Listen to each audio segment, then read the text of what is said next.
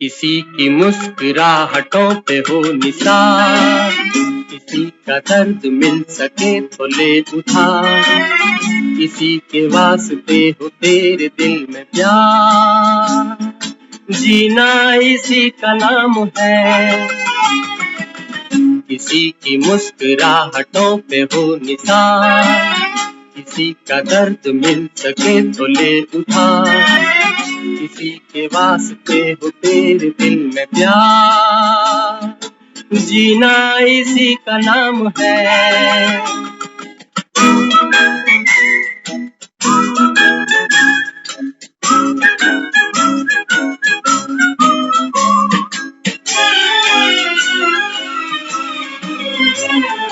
माना अपनी जेब से फकीर है, फिर भी यारों दिल के हम अमीर हैं।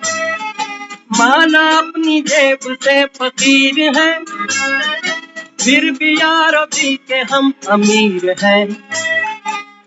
मिटे जो प्यार के लिए वो जिंदगी, जले बहार के लिए वो जिंदगी, किसी को हो ना हो हमें तो एतबार, जीना इसी का नाम है।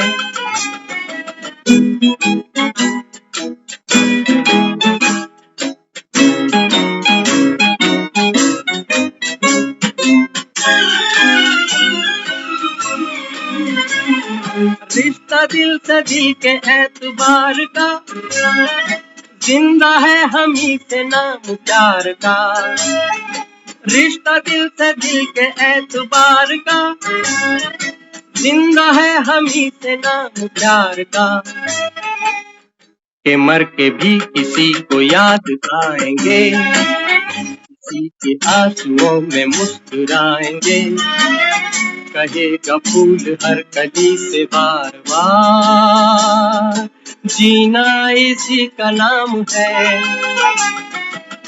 किसी की मुस्कुराहटों पे हो निसार, किसी का दर्द मिल सके तो ले उधार, किसी के वास्ते हो तेरे दिल में प्यार, जीना इसी का नाम है।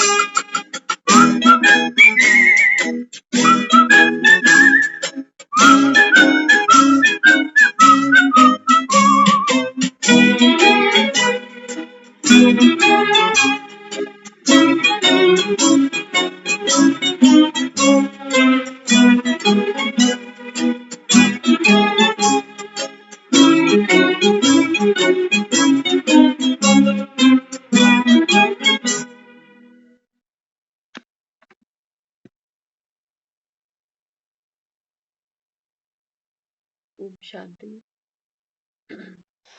ओम शांति दीदी। ओम शांति सभी को। तो गीत के बोल थे किसी की मुस्कुराहटों पे हो निसार, लेकिन बाबा कहता है किसी की नहीं, सबकी। बेहद के बच्चे, बेहद के बाप के बच्चे, बाबा कहता है बेहद की, जो अभी बाबा कहता है ये दुनिया है, बाबा कहता है ये सब बच्चे, ये सब आत्माएं, बाबा कहता है एक पिता के बच्चे हैं। तो अगर किसी की मुस्कुराहटों पे निसार होंगे, बाबा कहता है ये तुम्हारे मोह का कारण बन जाएगा। लेकिन सबकी बाबा कहता है विहंग मार्ग, बाबा जिसको कहता है ना, बाबा कहता है बच्चे अभी तुमको निमित्त बनना है। किसका? बाबा कहता है सत्युग लाने का। सारी दुनिया जो मुक्ति मांगती है, बाबा कहता है आपके ऊपर जिम्मेवारी का ताज है। तो आज की मुरली बहुत सुंदर बाबा समझाते, भाग्य विधाता आज अपने विश्व में सर्वश्रेष्ठ भाग्यवान बच्चों को देख रहे हैं। बाबा कहता है विश्व की आत्माएं तो अनगिनत है, जैसे एक पेड़ के पत्ते नहीं गिन सकते, ऐसे बाबा कहता है संसार में जितनी जीव आत्माएं हैं उनको गिना नहीं जा सकता।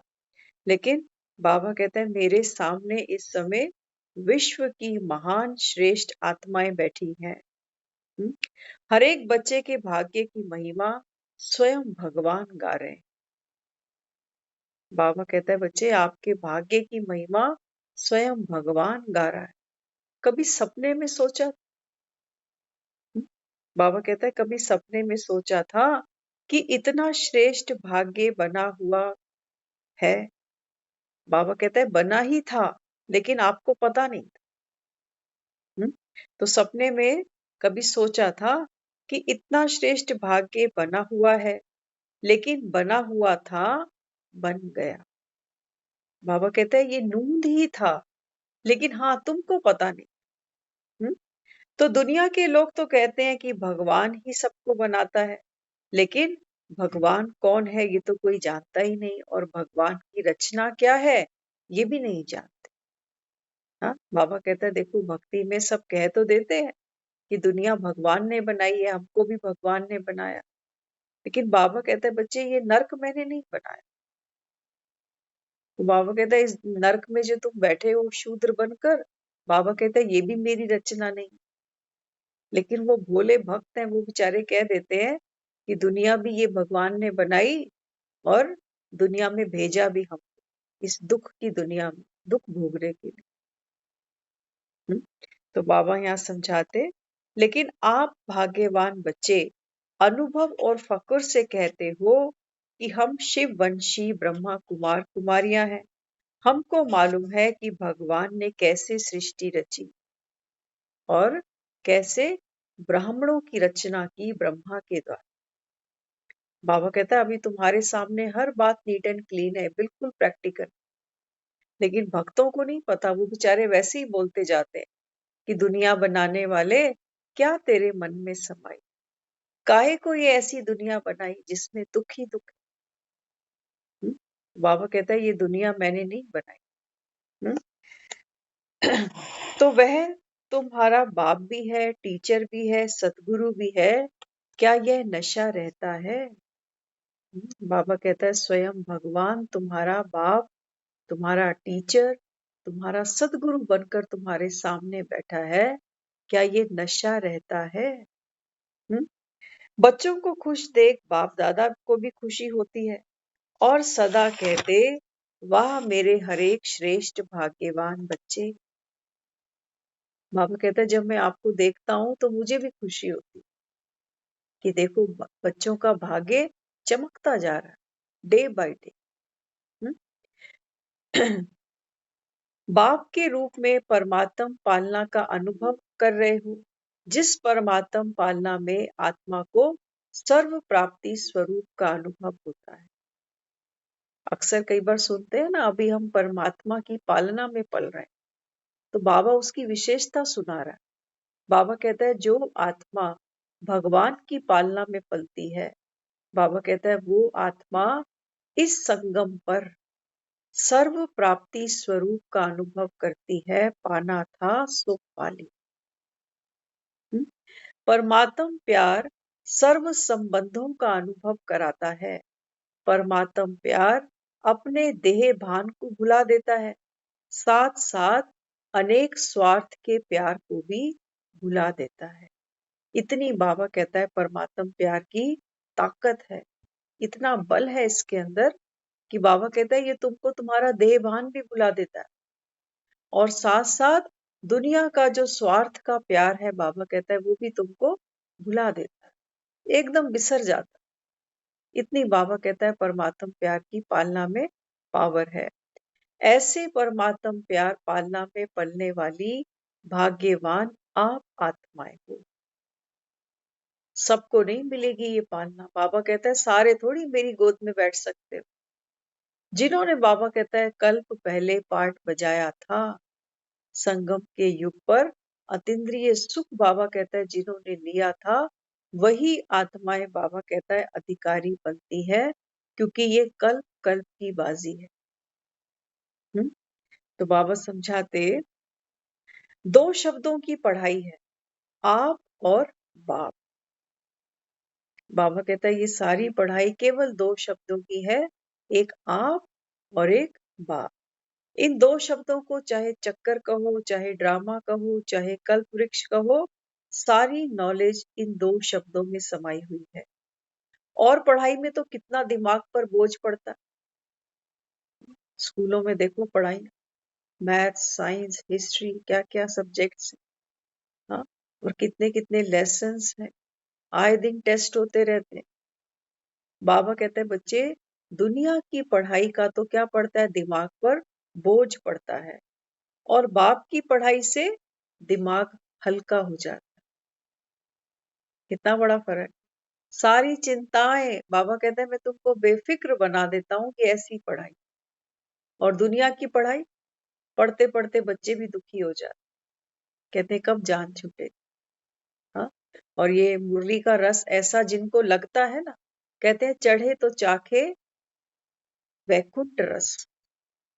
बाबा कहते हैं जिन बच्चों को, जिन आत्माओं को मुरली का रस मिल गया ना, बाबा कहते हैं उनके जीवन में ऐसा सुख अनुभव होता है जैसे स्वर्ग की प्राप्ति हो।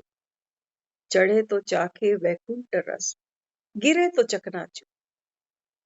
बाबा कहते हैं लेकिन जैसी तुम्हारी अवस्था गिरती है, जिस दिन अलबेलापन, सुस्ती आती है, मुरली नहीं सुनेंगे, उस दिन बाबा कहता है जैसे चकनाचूर हो जाते। तो बाबा यहाँ समझाते ये पढ़ाई क्या करती है, हमारे मन को हल्का कर देती। और हम सब अनुभवी हैं, सिर्फ कहने सुनने की बात नहीं। तो बाबा कहते हैं हल्के की निशानी क्या है, जब हल्के हो जाते हैं तो हल्के की निशानी है ऊंचा उड़ना। तो इस पढ़ाई से मन बुद्धि उड़ती कला का अनुभव करती है, तीनों लोकों की नॉलेज मिल जाती है। तो ऐसी पढ़ाई सारे कल्प में कोई ने पढ़ी है? बाबा कहता है दुनिया में कोई जो ये पढ़ाई पढ़ा हुआ हो?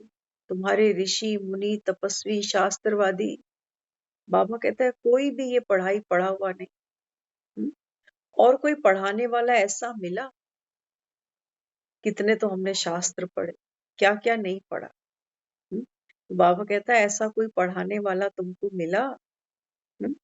तो बाप दादा जब सुनते, क्या सुनते? बाबा कहता है कभी कभी बच्चों से सुनता हूँ कि योग तो लगाना चाहते हैं लेकिन लगता नहीं। अक्सर बाबा को बच्चे कहते बाबा हम योग में बैठना चाहते हैं लेकिन योग लगता नहीं। तो बाबा क्या कहते, बाबा कहते कारण क्या है, क्यों नहीं योग लगता? ऐसा पिता, बाबा कहता है जिसकी पालना में पलकर तुम, बाबा कहता है सर्व प्राप्तियों का अनुभव करते हो, दुनियावी स्वार्थ के प्यार से न्यारे बन जाते हो, देह का भान तुमको भूल जाता है। बाबा कहता है ऐसा सुख देने वाला बाप तुमको याद नहीं आता, उसका कारण क्या है? क्या कारण है उसका? तो बाबा कहते कारण है अपने भाग्य की प्राप्तियां इमर्ज नहीं रहती। देखो हमको ना जिनसे सुख मिलता है ना उनकी याद आती है बात, कभी भी करके देखो। जिनसे वाकई हमको सुख मिलता है ना, उनकी हमको बार बार याद आती है, करनी नहीं पड़ती। अब बाबा कहते हैं मुझसे तुमको सुख मिलता है। कई तो कहते हैं मुरली सुनते हैं तो मजा आता। बाबा कहते हैं बस 1 घंटे का सुख लेते हैं, 23 घंटे फिर माया के साथ अपना, बाबा कहते हैं 2 हाथ 4 करते हैं अपना। बाबा कहता है समय व्यर्थ करते हैं, आत्मा विकर्मों में चली जाती है, कोई प्राप्ति नहीं करती, स्वरूप का अनुभव नहीं करती। माया, बाबा कहता है सारा तुम्हारा श्रृंगार बिगाड़ देती। तो बाबा कहते हैं बच्चे कारण क्या है, क्यों नहीं तो बाप के साथ योग लगता? योग माना याद। बाबा कहते हैं क्योंकि संसार में जिससे सुख मिलता है ना, उसकी याद तो स्वतः आती। लेकिन बाबा कहते हैं तुमको मुझसे सुख लेना आता है? घर में कोई इलेक्ट्रॉनिक आइटम पड़ा, सोचो एक स्कूटी पड़ी है घर में, स्कूटी तो बहुत सुख देती है, कहीं जाना हो झटपट पहुंच सकते। लेकिन अगर सुख लेना ही नहीं आता स्कूटी का, स्कूटी चलानी ही नहीं आती, तो स्कूटी की क्या गति। बाबा कहते हैं बच्चे ऐसे ही बाप है। हाँ, बाबा कहता है बाप से सुख की प्राप्ति तुमको करनी नहीं आए, तो बाबा कहता है फिर याद नहीं आएगी, फिर तो वो तस्वीर ही बनकर बैठी हुई है बस। ठीक है, सुबह शाम 2 समय मत्था टेक लेते हैं बाबा को। कि बाबा हम भी संगम युग को जान चुके हैं, और सतयुग आएगा तो हम भी एंट्री ले ही लेंगे, कहीं ना कहीं तो मिल ही जाएगी। क्योंकि आपके बच्चे तो बन ही गए। तो बाबा समझाते हैं, बाबा कहते हैं बच्चे अपने भाग्य की लिस्ट को इमर्ज करो। अगर चाहते हो बाप से सुख की अनुभूति हो, सुख मिलेगा नहीं जब तक उससे, तब तक हम सुख स्वरूप बनेंगे कैसे। वो तो सागर है ना। तो बाबा कहता है मुझसे तो ले लो कम से कम। तो बाबा समझाते, बच्चे जो भी तुमको प्राप्ति हुई बाप से, उनको बाबा कहता है इमर्ज करो। इसके लिए बहुत सहज पुरुषार्थ है, प्राप्तियों की लिस्ट बनाओ, प्राप्तियों को सामने रखो, बाप की याद के साथ बाप ने जो दिया वह इमर्ज करो, क्या बनाया और क्या मिला। कभी एक लिस्ट निकालना, बहुत लंबी लिस्ट बनेगी, छोटी नहीं बनेगी। दुनिया में किसी से काउंट करना हो इससे हमको क्या क्या सुख मिला, तो 8-10 बातें ही होंगी बस, वो भी रेयर। लेकिन जब भगवान की लिस्ट निकालोगी, भगवान से हमको क्या क्या मिला। आज सुबह की मुरली में बाबा ने जिक्र किया था लखनऊ का। बाबा कहता है लखनऊ की भूल भुलैया है ना। हाँ, बाबा कहता है देखो भूल भुलैया में क्या करते हैं, सब कुछ भूल जाते हैं, कहाँ से आए थे, कैसे निकलेंगे, बाहर जाने का रास्ता क्या होगा। तो बाबा कहता है फिर धक्के ही खाते रहते हैं भूल भुलैया। बाबा ने फिर आज की मुरली में बताया, बाबा कहते हैं बच्चे इस ड्रामा की सबसे बड़ी भूल ये थी कि तुमने ब्रह्म को याद किया, बाप को नहीं जानते। तो सोचते हम ब्रह्म को याद करेंगे तो हम ब्रह्म में लीन हो जाए। बाबा कहते हैं ब्रह्म तो तुम्हारे रहने का स्थान है, ब्रह्म लोक, ब्रह्म तत्व। और दूसरी भूल, बाबा कहते हैं तुम हिंदुस्तान में रहते हो तो खुद को हिंदू समझ बैठे, इसलिए बाबा कहता है धर्म में ताकत नहीं। हम्म तो बाबा कहते हैं ये दुनिया भी क्या है, जैसे भूल भुलैया का खेल। कहाँ से आए थे, कितने बाबा कहता है तुमने धक्के खाए, रास्ते फिर भी नहीं मिले। कभी कभी जीवन हमको ऐसे रास्तों पर ले आता है, दो राहें, पता ही नहीं कहाँ जाए, इधर की उधर, ये करें कि वो। कभी कभी जीवन चौराहे पे लाके खड़ा कर देता, ये समझ ही नहीं आई कहाँ धक्के बाबा कहता है ना चारों तरफ लगाए फेरे, और फिर भी कोई प्राप्ति तुमको हुई नहीं। कहते हैं 4 धाम की यात्रा कर आए। और कभी कभी बाबा कहता है ये जीवन की भूल भुलैया ऐसे रास्तों पर तुमको लाकर खड़ी कर देती है जहां आगे कोई रास्ता सूझता ही नहीं। कहते हैं भगवान मेरे तो सारे रास्ते बंद हो। तो बाबा कहता है तुमने कितने धक्के खाए जन्म बाई जन्म, कभी कोई मंदिर पहुंचे, कभी किस मंदिर पहुंचे, कभी कहीं मत्थे टेके, कहीं कहीं टेके। तो बाबा कहते हैं बच्चे ये जीवन क्या था, भूल भुलैया। अब बाबा कहते हैं भूल भुलैया से निकालने वाला ऊपर बैठा है, जिसको याद करते हो ऊपर वाले को। बाबा कहते हैं जब तक मैं नीचे ना आऊं, जब तक बाबा कहता है तुमको मैं ये ज्ञान नहीं सुनाऊं, तब तक कोई इस भूल भुलैया बोल दो या इसको चक्रव्यूह बोल दो, इसको कोई तोड़ नहीं सकता। इसी भूल भुलैया में तो मर जाते हैं। यही तो भूल भुलैया है। बाबा कहता है ये 5 विकारों के गड्ढे कितना, बाबा कहता है तुमको दुखी कर। और अंत में मिलता फिर भी कुछ भी नहीं। कितना भी लोभ करो, लालच करो, कंजूसियां करो, कितना भी किसी से प्रीत प्यार बढ़ाओ, लेकिन मिलता कुछ नहीं। अंत में हमारी स्थिति ऐसी हो जाती है जैसे दूध का पतीला होता है ना, दूध उबला और उफान मार के दूध नीचे गिर। अब क्या करोगे जमीन पर गिरे दूध, इकट्ठा तो नहीं कर सकते। इकट्ठा कर भी लिया तो वो किसी काम नहीं आ सकता। बाबा कहता है आत्मा भी सारा जीवन ऐसे ही उफान भरती रही। कोई ऊंची उड़ान भरनी थी उसको, लेकिन बाबा कहता है अफसोस, दूध उफान मार के नीचे ही गिर गया। जमीन पर बिखर गई आत्मा, चैतन्य शक्ति इसी देह में फंसी थी और देह में ही अंत करके निकल गई। अब ये दूध जैसे जमीन पर गिर गया। अब बाबा हमको समझाता है, बाबा कहता है बच्चे अब भूल भुलैया से बाहर आ जाओ, कोई प्राप्ति नहीं है। बाबा कहता है कितने भी दर बदर भटक लो। इसलिए बाबा कहता है ये पढ़ाई तुमको लाइट बनाती है। दुनिया में बाबा कहता है जितनी बुद्धि फंसेगी उतना बाबा कहता है तुम दुख पाओगे। कहा ना बाबा ने, आज सुबह की मुरली थी, बचपन के दिन भुला ना दे। बाबा कहता है बाप की श्रीमत, बाप की उंगली छोड़ी तो बाबा कहता है बच्चे खूब रोना पड़ेगा। जैसे घाटा पड़ता है ना, बाबा कहता है बिजनेस में व्यापारी को, तो शक्ल पीली हो जाती। ऐसे बाबा कहता है बच्चे ये कल्प कल्प की बाजी है,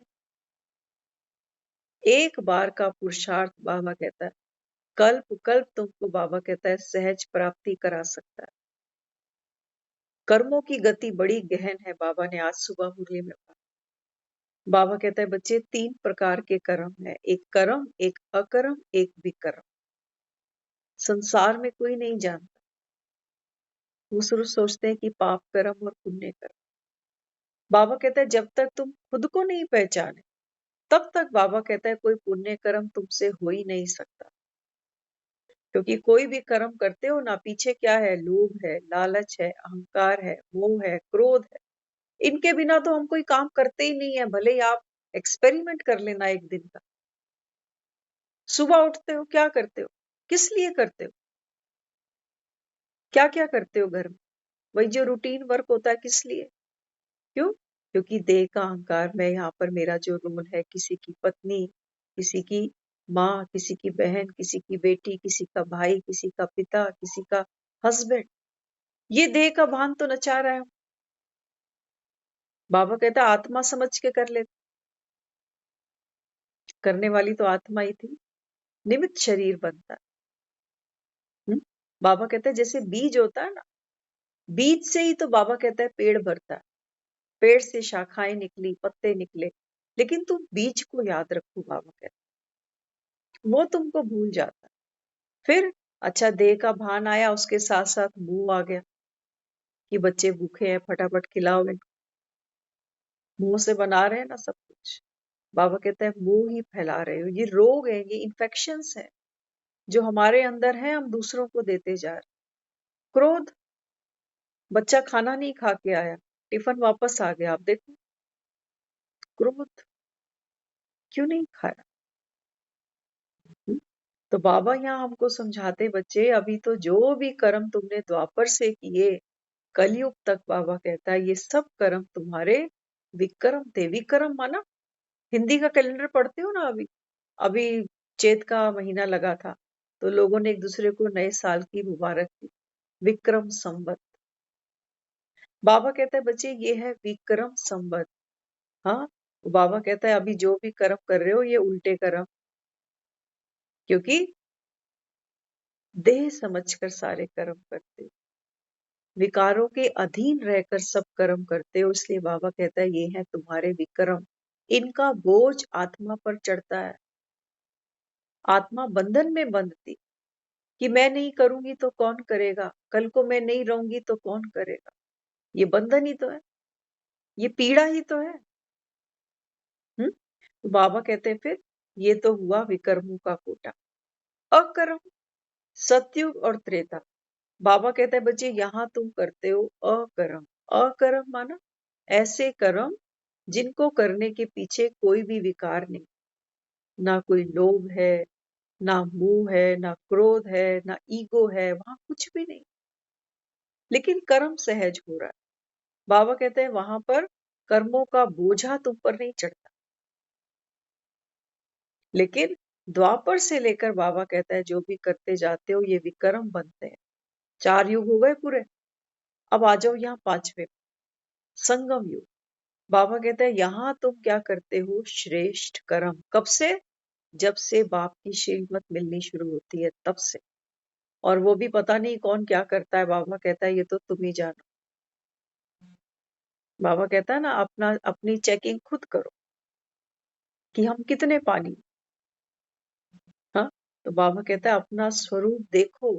रोज बाबा कहता है अपना पोता मेल निकालो कि आज मैंने क्या पुरुषार्थ किया, कहाँ मेरे से आज गलती हुई। तो अपना मुखड़ा बाबा कहता है खुद देखो दर्पण में। दर्पण बाबा कहता है झूठ नहीं बोले। और दर्पण ही तुम्हारा बाबा कहता है टीचर बन सकता। और दर्पण क्या है? बाबा कहता है ये मुरली तुम्हारा दर्पण है। दर्पण पर एक बात आई। कहते एक गांव का था बेचारा। पुराने लोगों के पास ना घरों में शीशे नहीं होते थे। हमने ऐसा सुना भी है। और इसमें भी यही आया कि वो जो युवक था वो घर से चला जा रहा है और बाहर जब निकला तो खेतों में कहीं उसको एक छोटा सा टुकड़ा मिला जिसको दर्पण कह लो, शीशा कह लो। अब उसको पता नहीं ये क्या चीज है। जब उसने वो उठा के देखा तो उसमें उसको लाजमी सी बात है अपना चेहरा दिखाई दिया। अब कभी शीशा देखा ही नहीं, उसको पता ही नहीं कि ये मेरी शक्ल दिख रही है शीशे में। तो सोचने लगा कि अच्छा ये तो मेरे पिताजी की तस्वीर। जब मेरे पिताजी जवान रहे होंगे तो तब की तस्वीर उन्होंने बनवाई है। और ये तस्वीर देखो यहाँ पड़ी हुई। हम्म, तो पुराने समय में तस्वीर निकालना भी बहुत बड़ी बात होती थी क्योंकि उसमें भी पैसे जाते थे। तो वो बेचारा वो दर्पण का टुकड़ा उठा के अपने घर ले आया, ये सोच के कि ये मेरे बाप की तस्वीर है, जब वो यंग थे। तो जब लेकर आया तो उसने कहा कि ये कहीं इधर उधर ना कर दे बच्चे या पत्नी। तो उसने उसको कहीं छुपा के ऊपर रख दिया। अब पत्नी ने कई दिन बाद सफाई की तो वो दर्पण का टुकड़ा पत्नी के हाथ में लगा। अब पत्नी ने जब वो शीशा देखा तो उसको अपना चेहरा दिखाई दिया। हो गई घर में लड़ाई। वो कहती किसकी फोटो छुपा के रखी है तुमने। और क्योंकि पत्नी ने भी कभी अपना चेहरा नहीं देखा तो वो बोला अरे भगवान इसमें तो पिताजी की तस्वीर। अब वो अपने हाथ में पकड़े तो पिताजी की तस्वीर बताए और वो अपने हाथ में पकड़े तो बोले ये तो किसी महिला की तस्वीर। ऐसे ही बाबा हमको समझाता। बाबा कहते हैं कि बच्चे स्वयं मुरली के दर्पण में देखो, अपने स्वरूप को पहचान।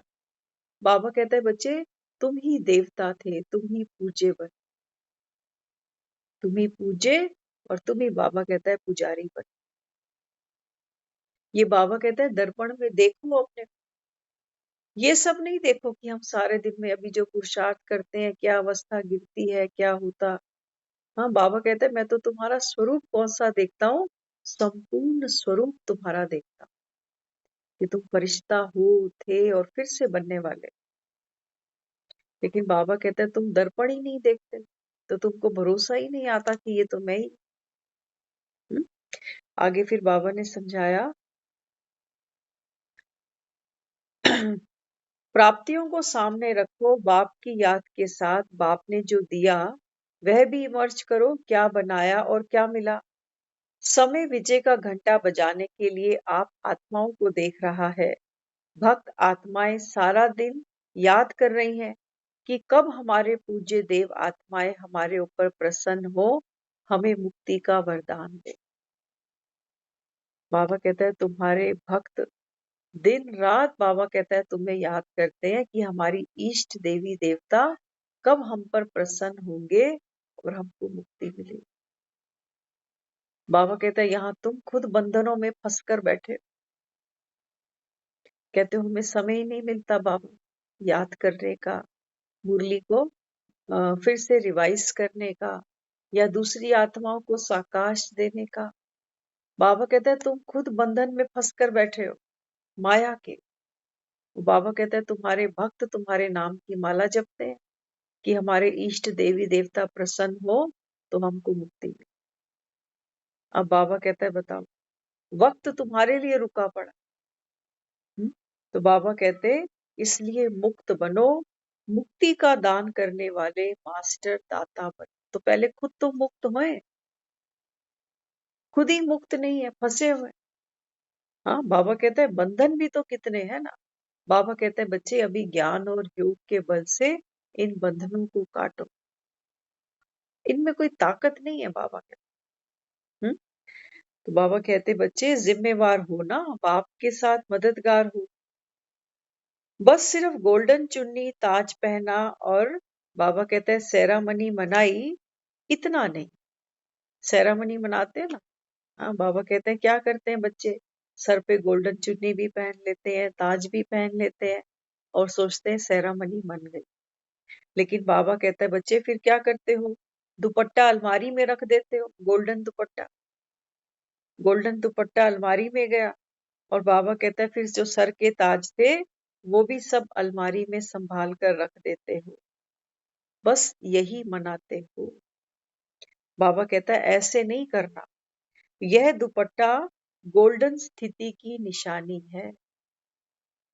बाबा कहता है दुपट्टा भले ही अलमारी में रख दो, लेकिन बाबा कहता है अपनी स्थिति को संभाल के रखो, क्योंकि ये गोल्डन दुपट्टा तुम्हारी गोल्डन माना सत्युगी स्थिति की निशानी है। अलमारी में सिर्फ रख नहीं देना, लेकिन मन में स्मृति रखना। बाबा कहता है ऐसे नहीं कि दुपट्टा एक दिन पहना और वापस रख दिया। बाबा कहता है मन में स्मृति रखना कि मैं सत्युगी डिवाइन सोल हूँ। हाँ, तो मुक्त तो होना ही है, मनाना अर्थात बाप के कार्य के जिम्मेवार बनना। तो बातों से भी मुक्त बनो, व्यर्थ की बाबा कहता है बातों को छोड़ो। तो इसलिए बाबा समझाते होना ही है, बनना ही है, चाहे कुछ भी हो जाए। चाहे 100 हिमालय जितने बड़े ते बड़े विघ्न आ जाए तो भी हटेंगे। बाबा कहता है इतना आपका संकल्प दृढ़ होना चाहिए कि 100 हिमालय जितनी भी कोई परिस्थिति विघ्न विकराल आके खड़ी हो जाए तो भी हम पीछे नहीं हटेंगे। बाबा कहता है आपको मुक्त बनना ही है, फंसो नहीं देह के बांध में। आज तबीयत ठीक नहीं है, बाबा कहता है आप संकल्प करो। तो बाबा कहता है सिद्धि आपके पीछे पीछे चले। तो ऐसे नहीं यहां से जाओ। बाबा कहते हैं बच्चे फिर 100 हिमालय जितने बड़े ते बड़े विघ्न भी आ जाएं तो भी हटेंगे नहीं, हार नहीं खाएंगे। बाप दादा रोज चार्ट देखेगा। बाबा कहता है मैं तुम्हारा रोज चार्ट चेक करूंगा कि क्या करते हो, मुक्त हो रहे हो कि बंधनों में फंसते जा रहे हो। क्योंकि फंसना बड़ा आसान। कभी नींद आ जाती है, कभी सुस्ती आ जाती है, कभी कोई मिलने वाला आ जाता है, कभी हमको कहीं निकलना पड़ता है। लेकिन आप सोचो ये सब करते करते क्या हम रोटी पानी छोड़ देते हैं? कभी नहीं छोड़ते जनाब, साथ लेके निकलते हैं। कहते हैं अनटाइमली खाना ठीक नहीं है, समय पे खाना है क्योंकि दवाई भी खानी। पानी की बोतलें साथ लेके चलते हैं, थोड़ा सा फ्रूट वगैरह साथ लेके चलते हैं, क्योंकि शरीर को तो एनर्जी देनी हमको बहुत अच्छे से आती है। लेकिन मन के पास कोई ताकत नहीं। मन को जो जिस रास्ते पे लगा देता है हम लगते रहते। तो इसलिए बाबा यहाँ समझाते बच्चे ऐसे नहीं यहाँ से ट्रेन में जाओ तो ट्रेन में ही कहो पता नहीं क्या हो गया, और घर में जाओ तो बगुले और हंस की लड़ाई लग जाए। बाबा ने कहा बाप के सामने बैठकर तो कहते हो कि हाँ बाबा मुक्त बनेंगे, करके दिखाएंगे, जिम्मेवार है, बाप के मददगार हैं, सर्व आत्माओं को मुक्ति देंगे। लेकिन बाबा कहते हैं फिर करते क्या हो, ट्रेन में जैसे ही बैठते हो बाबा कहते हैं फिर दिल शिकस्त हो जाते हो, कहते हैं होता तो नहीं। बाबा कहते हैं घर तक पहुंचते पहुंचते हंस और बगुले लड़ाई करने लगते हैं। तो बाबा कहता है अब ये नहीं सुनेंगे, आपके पत्र वेस्ट पेपर बॉक्स में डालेंगे। बाबा कहता है अगर ऐसी चिट्ठियां लिख कर दी कि बाबा अवस्था गिर गई, हाँ, तो बाबा कहता है फिर ऐसी चिट्ठियां क्या करेंगे, वेस्ट बॉक्स में डालेंगे, सुनेंगे नहीं।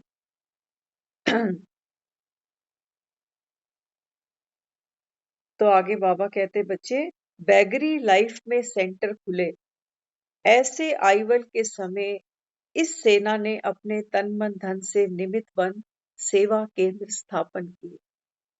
बाबा के सामने जो बच्चे बैठे हैं, बाबा उनकी महिमा करता है। देखो बाबा क्या कहते हैं, बाबा कहते हैं जब बैगरी पार्ट था यज्ञ में, तो बाबा कहता है उस समय माताओं ने क्या किया, तन मन धन से बाबा कहता है सेवा की और सेवा केंद्र खोले। आईवेल के समय जो सहयोगी बनता, उसका 8 आना 8 करोड़ के बराबर है। बाबा कहता है आईवेल के समय, आईवेल माना, हाँ, बाबा कहता है कुछ पैसा हम ऐसा बचा के रखते हैं अपना इमरजेंसी के लिए कि कल को मुझे जरूरत पड़ी तो। बाबा कहता है इन बांधेलियों ने ये भी नहीं देखा। उस समय बाबा कहता है जब यज्ञ का बैगरी पार्ट था, तो बाबा कहता है फिर इन्होंने 8 आना भी बाप को ला कर दिया, और बाबा कहता है इनका 8 आना भी 8 करोड़ के बराबर है। बाप दादा को याद है खुद बांधेली होते हुए भी एक कटोरी में आटा, एक कटोरी में चीनी, एक कटोरी में घी, ऐसे कटोरी कटोरी करके लाती थी माताएं। देखो पुराने समय में तो सुनते हैं बड़ों बुजुर्गों से कि पैसा होता ही नहीं था। हाँ, जिसके घर में जो चीज होती थी वो एक्सचेंज करते थे। किसी के पास गुड़ है तो कोई गुड़ दे आया, किसी के पास दूध है तो उससे दूध ले लिया। तो बाबा भी समझाते, बाबा कहते बच्चे जब बांधेलियां आई, क्योंकि पैसा नहीं होता था हाथ में, बाबा कहता है कटोरी कटोरी करके वो यहाँ पर सेवाएं देती। किसी ने कटोरी घी की दी, किसी ने आटे की दी। तो बाबा कहते हैं ऐसे कटोरी कटोरी कर कर लाती थी। तो सोचो कितने सच्चे दिल वाली होंगी जो अपने घर के खर्चे से बाप दादा के सेंटर चलाती रही।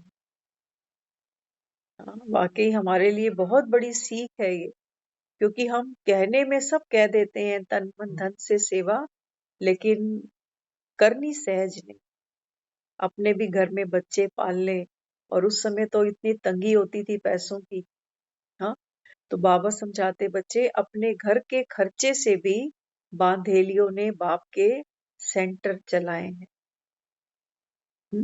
तो बाबा कहते तो कितना इनका भाग्य है, ऐसे समय पर सहयोगी आत्माओं को बाप दादा भी नमस्ते करते हैं। वाह, कई बार बाबा की मुरलियां सामने आती है ना, आप भी भावुक जरूर होते हो।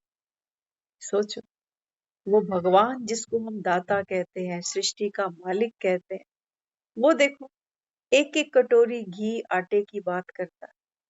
खाया उसने कुछ भी नहीं है, लेकिन वो भाव जरूर देखता कि मेरा यज्ञ चल रहा है, मेरे यज्ञ में ये छोटे छोटे बच्चे बैठे अपना घर परिवार छोड़कर, और कुछ बांधेलियां आई हैं तो बच्चों के मुख में थोड़ा कुछ राशन पानी दिया।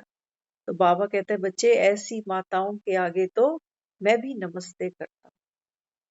ऐसे माँ की इतनी महिमा नहीं है दुनिया में, भगवान भी नतमस्तक होता है ऐसी माताओं को जो जेब के खर्चे से, घर के खर्चे से उसके यज्ञ को चलाती।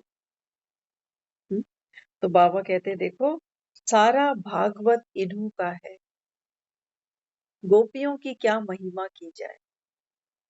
हम्म, बाबा कहते हैं बच्चे गोपियों की तो कोई महिमा की नहीं जा सकती। दिखाते हैं ना वहां पर उद्धव आता है जिसको ज्ञान का बड़ा अहंकार है, और कहते हैं तुम क्यों इतना कृष्ण को याद करती हो, वो तो द्वारका में मस्त हो गया, तुमको याद भी नहीं करता, तुम भी भूल जाओ उसको। गोपियों को बैठकर ज्ञान सुनाता है, और गोपियां गोपियां उसको क्या कहती हैं, वो कहती कि हमें तो तुम्हारा ज्ञान रत्ती भर समझ में नहीं आता। गोपियों के आगे उद्धव हार जाता। वो कहता है तुम्हारी सच्ची प्रीत देखी मैंने मैं इतने समय उसके साथ रहा, ऐसी भाव भावना तो कभी मेरी भी नहीं जागी जो तुम अनपढ़ गोपियों की उसके प्रति है। तो बाबा कहता है बच्चे ये तुम्हारी महिमा है, हम सबकी महिमा है, चाहे मेल बैठे हैं चाहे फीमेल बैठे, क्योंकि इस पूरे संसार में केवल एक परमात्मा ही पुरुष है, बाकी तो हम सब उसकी सजनियां ही हैं। वो केवल एक साजन है हम आत्माओं का। तो कौन उससे कितना प्यार करता है? बाबा कहता है बस उसी का बाबा कहता है मैं तुमको रिटर्न दे देता हूँ। इसलिए बाबा कहता है ना मुरली में, राधा एक है, गोपियां अनेक। सारा मदार बाबा कहता है तुम्हारे पुरुषार्थ पर, तुम्हारी बुद्धि पर, तुम्हारे स्नेह पर है कि तुम मुझसे कितना प्यार करते हो। जग से तो हमको बहुत प्यार है, जग का हम कोई काम डिले नहीं करते, लेट नहीं करते। टाइम पर खाना, टाइम पर चाय कॉफी, टाइम पर कपड़े, टाइम पर बर्तन, हर चीज, पूरा जीवन हमने वहां दिया। वो बाबा कहते हैं मैं अब आया हूँ फिल्म का हीरो। बाबा कहते हैं मुझे पहचाना, कौन लगता हूं तुम्हारा? बाबा कहते हैं मैं ही था, मैं ही हूं और मैं ही रहूंगा, तुम आत्माओं का अविनाशी साजन। बाबा कहता है थोड़ी प्रीत मुझसे भी निभा लो, इसकी रिटर्न तुमको जबरदस्त मिलेगी। दुनिया वालों से बाबा कहता है बच्चे रिटर्न नहीं मिल सकती, वहां तो आत्मा केवल और केवल अपने हिसाब किताब चुकतू कर रही है। वहां रिटर्न नहीं है, आप सोचो कि हमको तो मिल रहा है मिल रहा है। बाबा कहता है आपके भाग्य में था, प्रारब्ध थी, नूंद था, आपको मिल रहा है। जिस दिन बाबा कहता है वो भाग्य खत्म होगा, उस दिन बाबा कहता है ये मिलना बंद हो जाएगा। कहते हैं ना, पुण्य की पूंजी है, जिस दिन खत्म हो गई उस दिन सुख मिलना खत्म हो जाता है। लेकिन बाबा कहता है अभी अविनाशी साजन सामने बैठा है, अविनाशी प्राप्तियां करा रहा है। और बाबा कहता है तुम फिर विनाशी की तरफ भाग पड़ते हो। बैलेंस बना लो, बाबा कहता है फायदे में रहोगे, नुकसान नहीं होगा। बाबा ये 1 घंटा आप मान के चलना। हो सकता है कोई सोचता हो कि थोड़े दिन और सुन लेते हैं, क्योंकि मन हमारे बहुत से संकल्प देता रहता है बीच बीच कि चलो थोड़े दिन और सुन लेते हैं, फ्री तो बैठे हैं। लेकिन हमेशा अपने मन को ये कहते जाना कि ये वो सच्चा सुख है जो केवल इस अंतिम जन्म में भगवान से हमको मिल रहा है। जितनी बाबा कहता है बच्चे तुम्हारी बुद्धि की आंख खुलती जाएगी, उतना बाबा कहता है तुमको सुख की प्राप्ति होती जाएगी। क्योंकि ये सुख संसार के किसी व्यक्ति पर, वस्तु पर निर्भर नहीं है। ये सुख मेरे अपने शरीर पर भी निर्भर नहीं है कि मैं ठीक रहूंगी तो ठीक है, नहीं ठीक रहूंगी तो दुखी हो जाऊंगी। बाबा कहता है इतनी इस ज्ञान और योग में पावर है। हुँ? तो आगे बाबा ने समझाया, तो सारा भागवत इन्हों का बना है। हाँ, फिर बाबा आगे कहते, लकड़ियां लेके चली आती माताएं, बूढ़ी बूढ़ी आती है मधुबन में, माउंट आबू में, तो सोटी लेके चलती है ना, स्टिक लेके जैसे चलती हैं बूढ़ी माताएं। तो बाबा कहते हैं लकड़ियां लेके चली आती हैं, आपकी 2 टांगे हैं, इनकी 3 टांगे। बाबा बच्चों को कहता है, जो जवान बच्चे हैं, बाबा कहता है तुम 2 टांगों पे चलते हो और ये बूढ़ी बूढ़ी माताएं ये 3 टांगों पर चलती हैं, तो कितनी तेजी से चलती।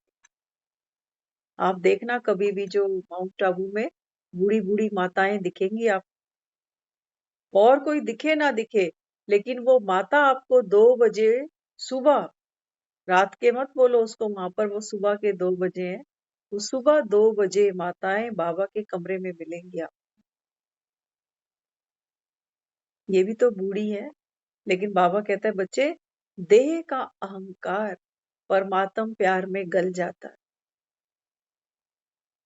ये तो हम दुनिया के प्यार में भी खुद को फील करते हैं कि खुद की सुध बुध नहीं है।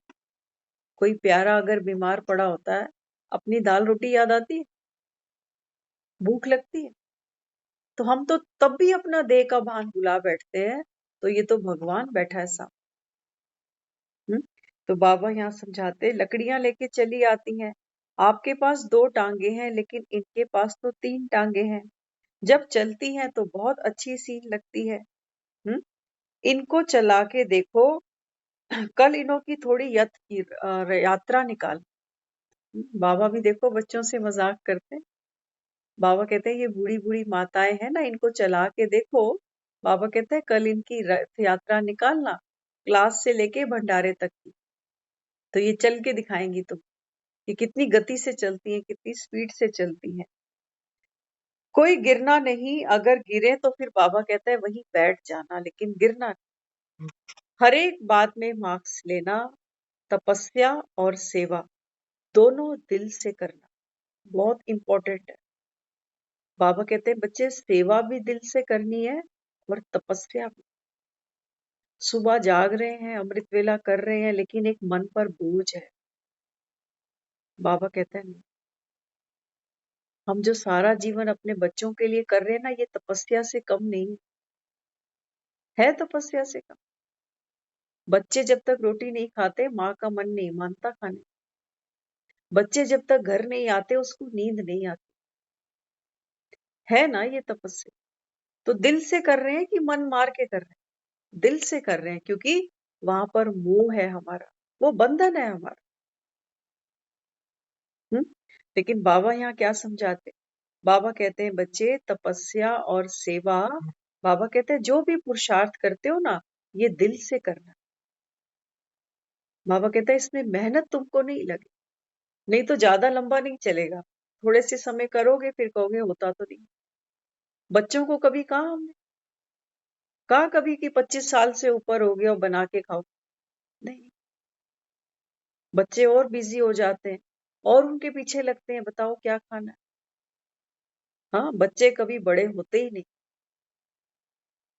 इसलिए बाबा कहते हैं बच्चे तपस्या और सेवा दिल से करना, तंग होके नहीं करना। अरे क्या करे, ये तो तंग करके रखा है, ऐसे नहीं। हाँ, सुबह सुबह हम फोन करते हैं हमारे भाई बहनों को 4:30 बजे, तो कभी ऐसा संकल्प तो नहीं आता कि दुखी कर दिया, अनीता दीदी? हाँ, अनीता दीदी, कभी ऐसा तो नहीं आता मन में कि दुखी कर रखा है बाबा ने? नहीं दीदी। देखो बाबा तू कह रहा है।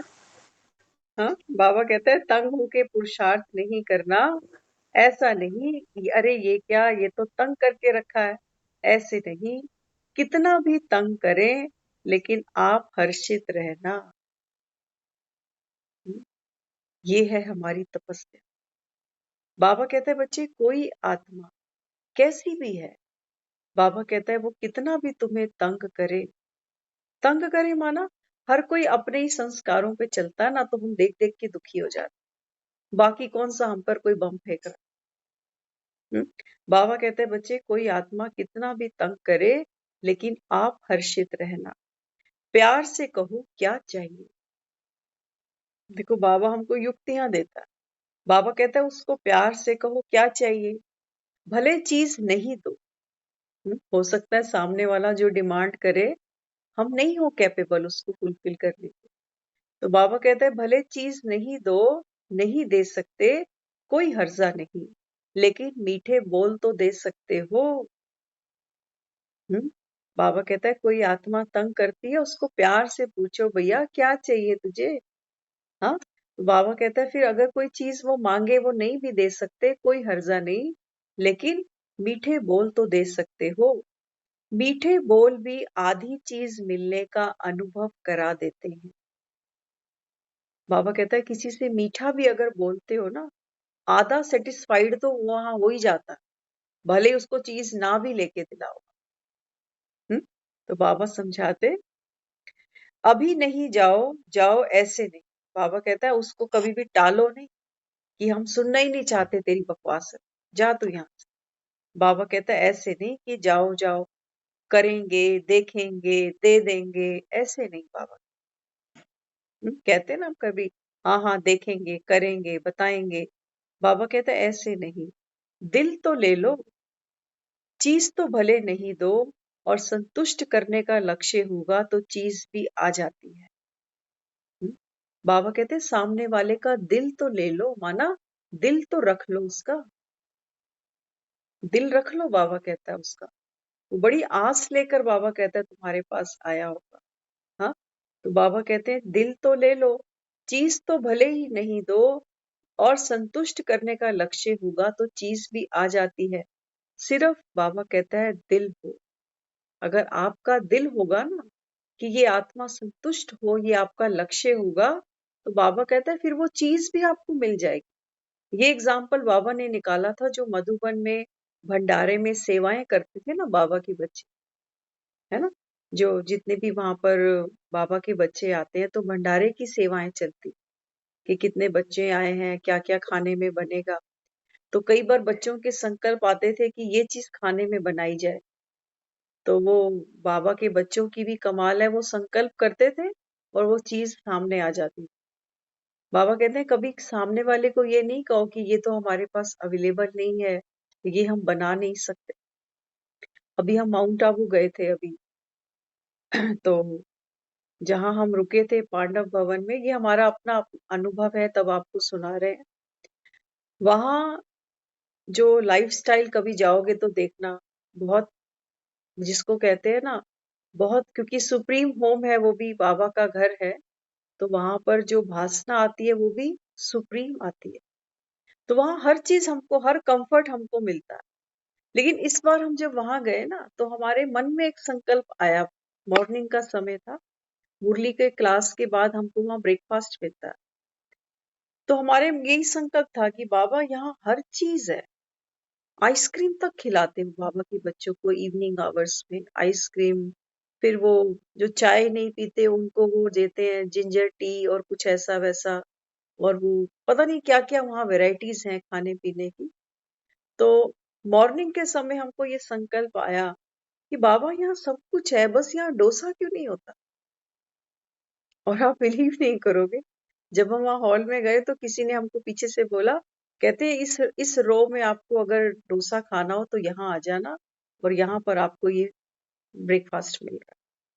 तो उस समय हमको वही क्लिक हुआ कि भाई अभी तो बोला था डोसा, और यहाँ तो डोसा बन भी रहा है।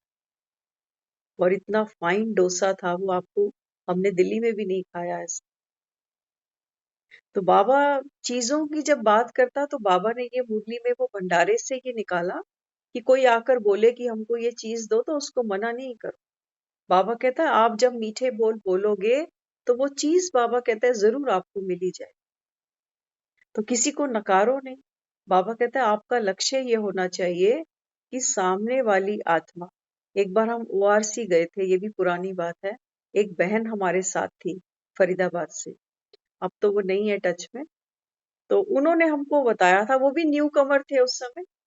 तो जब वो आरसी में गए ना तो कहने लगे कि मेरी ना एक नाइट हम वहां रुके थे, तो सुबह वो मुझे कहने लगी, कहती कि ना मेरा थोड़ा सा गला ठीक नहीं फील हो रहा, ऐसा कहीं से मुझे लौंग मिल जाए ना तो मेरा थोड़ा सा गला कंट्रोल हो जाए।